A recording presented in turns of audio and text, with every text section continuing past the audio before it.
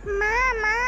মা এটা ডাঙৰ ভাল খবৰ আছে মা মই নহয় ক্লাছ 8ত 1 ৰোল নম্বৰ হৈ পাছ কৰিছো মা এতিয়া মই হাই স্কুলত পঢ়িবলৈ যাম ন তুমি দেউতাক কোৱা না মোক হাই স্কুল এখনত এডমিশ্যন কৰি দিবলৈ মা কবানে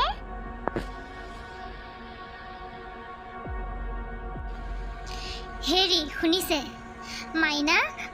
আমাৰ মাইনাই 8ৰ পৰা 1 ৰোল নম্বৰ হৈ পাছ কৰিছে বুজিছেনে মাইনাক ভাল হাই স্কুল এখনত এডমিশ্যন কৰি দিব লাগিব আমাৰ মাইনা মেট্ৰিক পাছ কৰিব হাই ছেকেণ্ডেৰী পাছ কৰিব আৰু তাই আমাৰ সপোনবোৰ পূৰ কৰিব আমাৰ সকলো দুখ নাইকিয়া হৈ যাব হেৰি শুনিছে কিবা এটা কৰকচোন আপুনি আমাৰ মাইনাক ভাল হাই স্কুল এখনত এডমিশ্যন কৰি দিব লাগিব হেৰি আপুনি একো নকয় কিয়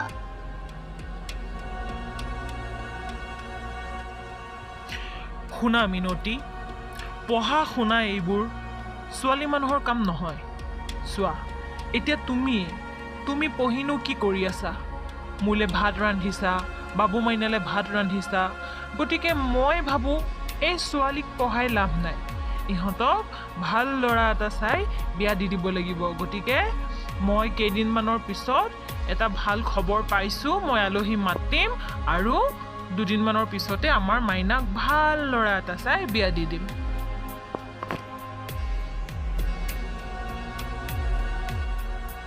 ৰত্ন তুমি এইবোৰ কি কথা কৈছা মইতো তোমাৰ পৰা এইটো আশা কৰা নাছিলোঁ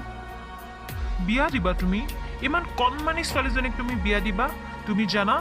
18 বছৰ তলৰ ছোৱালীক যদি তুমি বিয়া দিয়া তুমি জেল পৰ্যন্ত যাব পৰা আৰু শুনা মাইনাৰ পঢ়াৰ সকলো খৰচ মই দিম ধন্যবাদ বৰদেউতা আপুনি মোৰ বহুত ডাঙৰ কাম এটা কৰি দিলে ময়ো পঢ়িম বৰদেউতা ময়ো পঢ়িম আৰু মই আমাৰ গাঁওখনলৈ সুনাম কঢ়িয়াই আনিম মই এদিন মংগল গ্ৰহত যাম বৰদেউতা মই ডাঙৰ বৈজ্ঞানিক হ'ম আপোনাক বহুত ধন্যবাদ দেউতা